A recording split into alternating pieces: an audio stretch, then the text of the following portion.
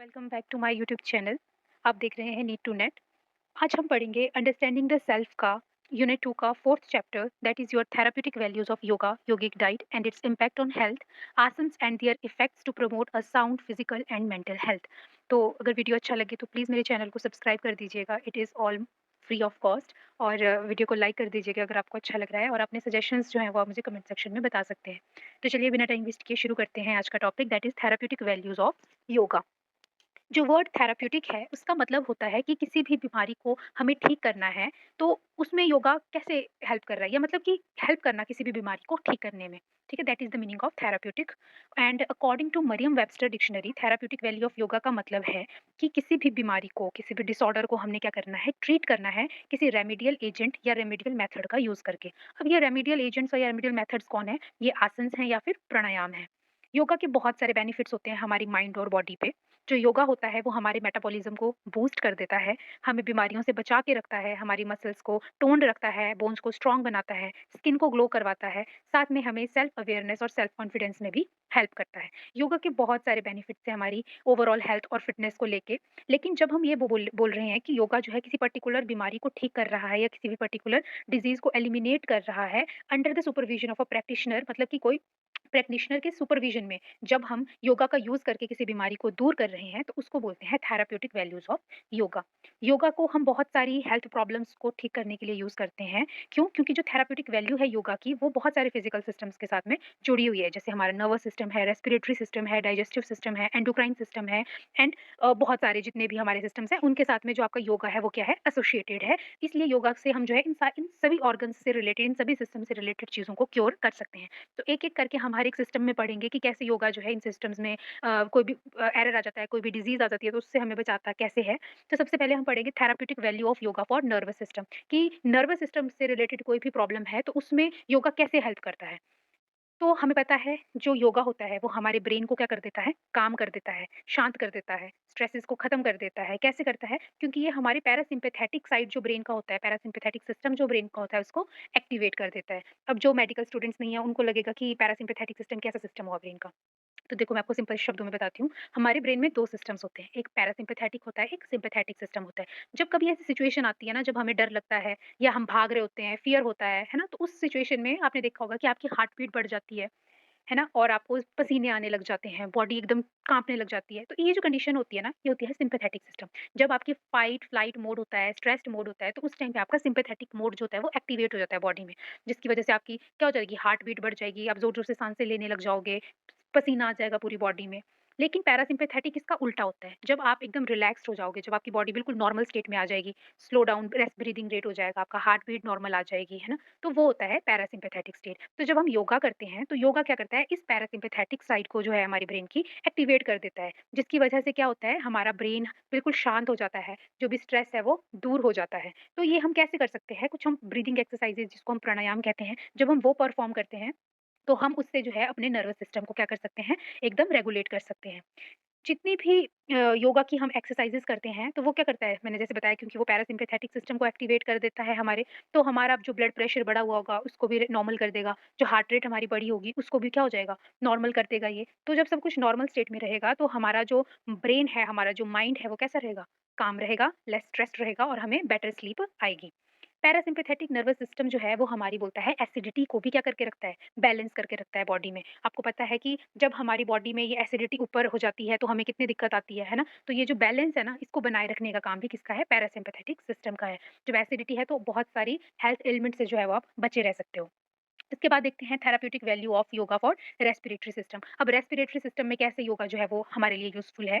तो आपको पता है आपका लंग्स का स्ट्रक्चर, लंग्स में होती हैं एल्वियोलाइज़। एल्वियोलाइज़ क्या होते हैं, अब मेडिकल वालों को पता है, नॉन मेडिकल वालों के लिए मैं आपको सिंपल भाषा में बताऊँगी।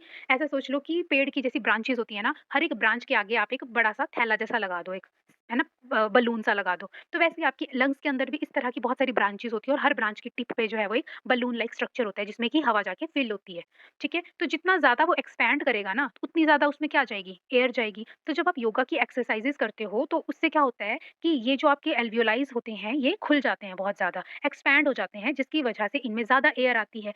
तो जब इनका एरिया इंक्रीज़ करेगा, तो ऑक्सीजन इनटेक, जिसको हम लंग कैपेसिटी बोलते हैं, वो भी बढ़ जाएगी, और हमारा रेस्पिरेटरी सिस्टम कैसा रहेगा, स्ट्रेंथेन्ड रहेगा। तो रेस्पिरेटरी सिस्टम को अच्छे से काम करवाने के लिए हमें योगिक ब्रीदिंग करनी चाहिए, जिसको हम प्राणायाम बोलते हैं।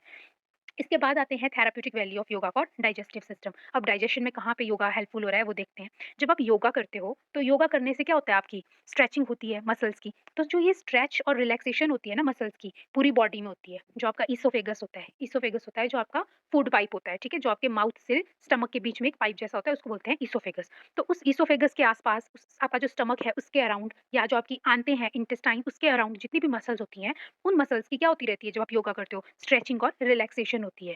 जब इनकी स्ट्रेचिंग और रिलैक्सेशन होती है तो एक तरह से क्या हो रही है, इनकी मसाज हो रही है उन पर, उस पर्टिकुलर एरिया की। तो क्या हो रहा है वहाँ पे, जो आपकी एब्जॉर्प्शन है, एब्जॉर्प्शन होता है पचना कोई खाना, तो जो डाइजेशन है या जो एब्जॉर्प्शन है उसका रेट भी बढ़ जाता है। और आपको पता है जो भी आप खाना खाते हो वो किस लिए खाते हो, ताकि आपकी बॉडी को एनर्जी मिले। लेकिन वो एनर्जी तभी मिलती है जब आपका फूड प्रॉपर्ली डाइजेस्टेड और अब्जॉर्ब्ड होता है। तो जब आप योगा करोगे, आपका फूड का जो डाइजेशन का रेट है वो भी बढ़ रहा है, अब्जॉर्प्शन का रेट भी बढ़ रहा है, तो आपकी एनर्जी का रिलीज भी क्या हो जाएगा, ऑटोमेटिकली इंक्रीज हो जाएगा। जब आपका खाना पच रहा है तो आपकी एपेटाइट, भूख जो है वो भी बढ़ जाएगी, आपको ज़्यादा भूख लगेगी। क्यों? क्योंकि जो भी आप खा रहे हो ना उसको आप योगा करके अच्छे से अब्ज़ॉर्ब करवा दे रहे हो। तो उसके बाद हम पढ़ेंगे therapeutic value of yoga for excretory system. अब एक्सक्रीटरी सिस्टम जो है उसमें कैसे हेल्पफुल है, चलिए देखते हैं। तो एक्सक्रीटरी सिस्टम में बहुत सारे ऑर्गन्स जो होते हैं वो एसोसिएटेड होते हैं। लीवर होता है, किडनी होता है, लंग्स होते हैं, स्किन होती है, ठीक है। तो ये सारे ऑर्गन्स जो हैं वो आपके एक्सक्रीटरी सिस्टम से जुड़े हुए होते हैं। जब आप योगा की एक्सरसाइज करते हो, आपकी बैक होती जो है, रीढ़ की हड्डी है, स्पाइन्स है, उनमें जब स्ट्रेचिंग होती है तो उस स्ट्रेचिंग की वजह से आपका जो एब्डोमिनल रीजन होता है, आगे वाला जो स्टमक वाला रीजन होता है, उसकी मसल्स में भी क्या होती है, स्ट्रेचिंग होती है और मसाज होती है। तो जब किसी चीज़ की आप मसाज करते हो तो उससे क्या होता है, ब्लड सर्कुलेशन बढ़िया हो जाता है। जब ब्लड सर्कुलेशन बढ़िया होगा उस जगह का या उस एरिया का, उस ऑर्गन का, तो ऑटोमेटिकली क्या करेगा, वो अच्छे से फंक्शन करेगा। और आपकी स्किन जो है, जब आप योगा करते हो, वो भी टॉक्सिन्स जो होते हैं ना आपके शरीर के, उनको रिलीज़ आउट करती है। तो आप बहुत सारे आसन्स कर सकते हो ऐसे, जिससे कि आपकी ये मसल्स क्या हो रही हैं, स्ट्रेच हो रही हैं, है ना? तो जब आपकी स्किन सारे टॉक्सिन्स को रिलीज़ करेगी, तो उसका क्या होगा, आपकी स्किन के ऊपर एक पॉज़िटिव इफ़ेक्ट देखने को मिलेगा। अच्छी ब्लड सप्लाई जब आपकी स्किन में स्ट्रेचिंग हो रही है देखो, तो ब्लड सप्लाई बढ़ रही है वहाँ की, आपकी स्किन ज़्यादा क्लीन और रेडिएंट हो जाएगी। इसके बाद बात करते हैं therapeutic value of yoga for endocrine glands. Endocrine glands होते हैं जो आपके हार्मोन्स वगैरह सीक्रेट करते हैं। एंडोक्राइन इसलिए ज़रूरी होते हैं क्योंकि ये आपकी जितनी भी बॉडी की फिजिकल एक्टिविटीज़ है ना, उसको जो है ब्रेन के साथ कोऑर्डिनेटेड रखती है।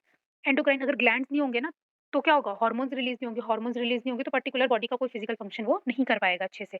तो उनकी कोऑर्डिनेशन के लिए जो है वो ग्लैंड्स बहुत ज़रूरी होते हैं। हमारे पास 6 मेजर ग्लैंड्स होते हैं, ठीक है? हम सब में नहीं जाएँगे, लेकिन हम एक की बात करते हैं। जैसे पीनियल ग्लैंड है हमारा, जो कि ब्रेन में प्रेज़ेंट होता है, एक छोटा-सा मटर के दाने की तरह ग्लैंड होता है। और ये ग्लैंड जो होता है, जैसे-जैसे आप बड़े होते जाते हो ना, तो ये आपके ग्लैंड का साइज़ जो है वो छोटा होता जाता है। ये जो आपका पीनियल ग्लैंड है ना, ये जब आप जो आपकी ये कुछ आसन्स हैं, जैसे सिरासन है, विपरीत करणी है या सर्वांगासन है, ये एक्सरसाइज़ेज़ जब योगाज़ आप करोगे, तो उससे जो है ये ग्लैंड और ज़्यादा क्या हो जाएगा, एक्टिव हो जाएगा और अपना काम और बेटर तरीके से करेगा। इसी तरह से हर एक ग्लैंड के लिए जो है एक योगा या का आसन होता है, जिससे जो है उस ग्लैंड की स्ट्रेचिंग होती है और वो ज़्यादा बेटर एक्टिविटीज़ करता है। फिर उसके बाद है therapeutic value of yoga for blood circulation. अब ब्लड सर्कुलेशन में कैसे करता है, तो ब्लड सर्कुलेशन को हम कार्डियोवैस्कुलर सिस्टम भी कहते हैं। इसमें आपका हार्ट आ जाता है, ब्लड वेसल्स आ जाती हैं। हार्ट आपको पता है पंपिंग स्टेशन है, जो ब्लड को थ्रू आउट द बॉडी क्या करता रहता है, पंप करता रहता है। जैसे ही हार्ट क्या करता है, कॉन्ट्रैक्ट करता है, वो ब्लड को हार्ट से कहाँ भेजता है, लंग्स में भेजता है। लंग्स में क्या है, ऑक्सीजन हमने बाहर से स्टोर करके रखी है।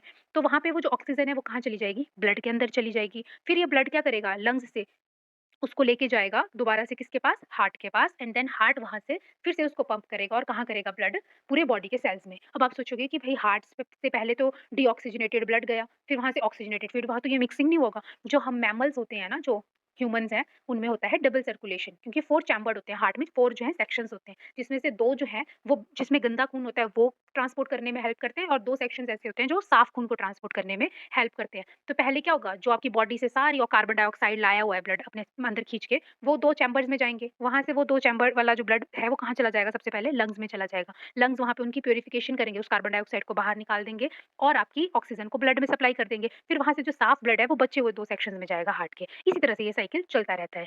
योगा की एक्सरसाइज़ जो है वो पूरे सर्कुलेटरी सिस्टम के लिए बहुत बेटर होती है।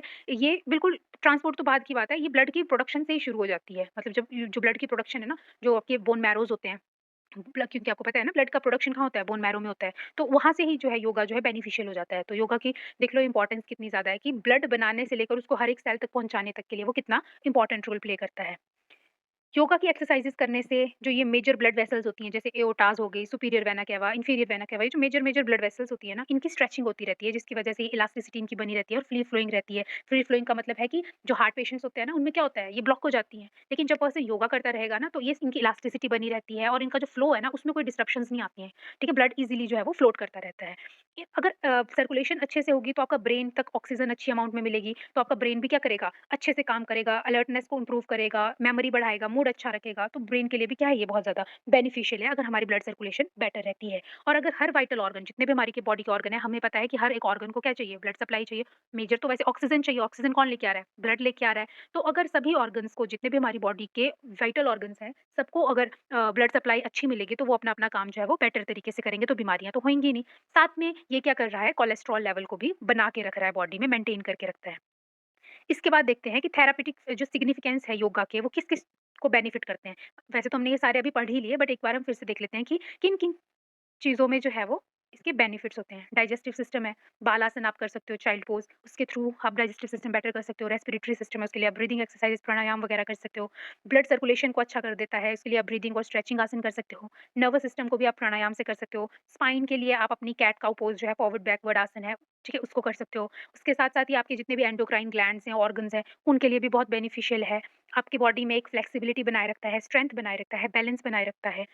और साथ में आपके जितने भी आर्थराइटिस के सिम्पटम्स हैं, उनको भी इम्प्रूव करता है। आर्थराइटिस पता है ना आपको क्या होता है? जब आपकी जो ये बोन्स होती है ना, इनमें जो एक फ्लूइड होता है, ठीक है? उसमें इन्फ्लेमेशन हो जाती है। उसकी वजह से आर्थराइटिस की प्रॉब्लम होती है, जॉइंट्स में पेन होता है ना? मैक्सिमम ओवर एज्ड जो पीपल होते हैं, उनमें आपने ये देखने को मिली होगी। तो योगा से जो है, ये भी इम्प्रूव किया जा सकता है। फिर उसके बाद बात करते हैं योगा थेरेपी की, कि योगा थेरेपी क्या है?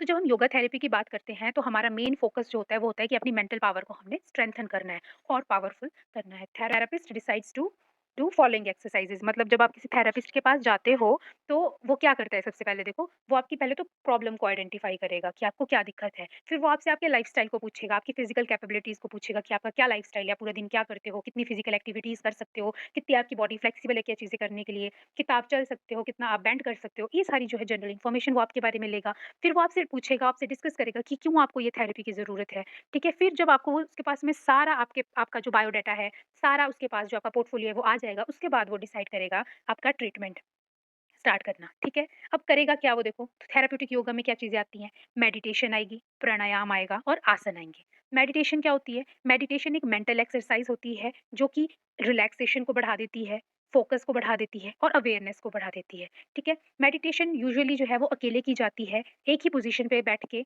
और आइज़ क्लोज़ करके मेडिटेशन को परफ़ॉर्म किया जाता है। मेडिटेशन के 3 मोड्स होते हैं, एक जिसमें कि कंसंट्रेशन पे ध्यान दिया जाता है, एक पर्टिकुलर चीज़, चाहे वो आपकी आँखें बंद करके आप अंदर ही ध्यान करते रहो किसी एक पर्टिकुलर चीज़ पे, केंद्र बिंदु, जैसे हमने कई बार सुना हुआ है कि मेडिटेशन करो तो अपने आईब्रोज के बीच में एक केंद्र बिंदु होता है, उस पे फोकस करना होता है। वो इंटरनल हो गया, या एक्सटर्नल कोई एक चीज़ आप रख लो, पॉइंट पे रख लो, गिलास रख लो, एक बॉटल रख लो और उसी पे अपनी नज़र को टिकाए रखो काफ़ी लंबे टाइम तक। वो क्या हुई, कंसंट्रेशन हुई, ध्यान लगाना हुआ। फिर ऑब्जर्वेशन, ऑब्जर्वेशन होता है कि आपके आस-पास जितनी भी चीज़ें हो रही हैं, आप एक हर एक चीज़ को जो है बहुत ऑब्जर्व कर रहे हो, उसको बोलते हैं ऑब्जर्वेशन, कि आप हल्की से छोटी चीज़ों को भी क्या कर रहे हो, ऑब्जर्व कर रहे हो, वो भी एक मेडिटेशन का पार्ट है। देन अवेयरनेस, अवेयरनेस का मतलब होता है जो प्रेजेंटली हो रहा है ना, आपने उस पे फोकस करना है। आपने जो है कंसंट्रेशन की तरफ को भी ध्यान नहीं भटकाना है अपना, ना ऑब्जर्वेशन की तरफ को ध्यान भटकाना है। बस जो करंटली चलता जा रहा है विद द फ्लो, आपने उसको देखते रहना है, अवेयर होते रहना है उस चीज़ से। तो ये आ गया आपके मोड्स ऑफ मेडिटेशन। फिर आते हैं प्राणायाम। प्राणायाम आपको पता है ब्रेथ कंट्रोल होता है। जैसे जब आप सांसों को कंट्रोल करते हो, जो उसका सांसों का जो नियंत्रण है, तो उसको प्राणायाम बोलते हैं। आप, मैंने अभी बताया आपको प्राणायाम के कितने सारे फ़ायदे हैं। देखो, आपके नर्वस सिस्टम को वो रिपेयर करता है, रेस्पिरेटरी डिसऑर्डर्स को ठीक करता है। तो जब आप ब्रेथ को कंट्रोल करना सीख जाते हो ना, तो आप अपने माइंड को कंट्रोल करना भी सीख जाते हो। जो ये टर्म प्राणायाम है, ये एक संस्कृत टर्म है जिसका मतलब जो है प्रणा और अयामा, जिसका मतलब है ब्रेथ और एक्सपेंशन, मतलब सांस को बढ़ाना, ठीक है, अपनी, ये इसका मतलब है। लास्ट है हमारे पास आसनास। आसना वर्ड जो है वो भी संस्कृत शब्द से लिया गया है, जिसका मतलब है पोस्टूरी, पोस्टूरी या फिर सीट, एक ही जगह पे बैठे रहना। आसना जो है वो एक ही स्टैटिक पोजीशन पे बैठ के किया जाता है और अपनी सांस को काफी देर तक हमें होल्ड करके रखना होता है, वो आसन्स हो गए, ठीक है? तो ये सारे क्या हैं, आपके थेराप्यूटिक वैल्यूज हैं योगा की। और इसके क्या इम्पैक्ट्स हैं हेल्थ के ऊपर। आसन्स और योगिक डाइट जो है, वो हम अगली वीडियो में करेंगे। आज हमने सिर्फ थेरेप्यूटिक वैल्यू ऑफ योगा और उसके हेल्थ पे क्या इम्पैक्ट है उसके बारे में पढ़ा। तो आई होप आपको मेरी वीडियो अच्छी लगी हो। अगर आपको कोई भी कमी मेरी वीडियो में दिखती है तो आप मुझे सजेशंस कमेंट बॉक्स में दे सकते हैं, तो मैं अपने आप को इम्प्रूव करने की कोशिश करूँगी। बाकी आपको वीडियो अच्छा लगे तो वीडियो को प्लीज़ लाइक करें। मैं इसी तरह से आपके लिए जो है वो ईज़ी वे में, ईज़ी लैंग्वेज में चीज़ों को लाती हूँ ताकि आपको जो है चीज़ें समझ में ज़्यादा आए। तो वीडियो अच्छा लगा तो प्लीज़ वीडियो को लाइक कर दीजिएगा। मिलते हैं नेक्स्ट वीडियो में, तब तक के लिए थैंक यू।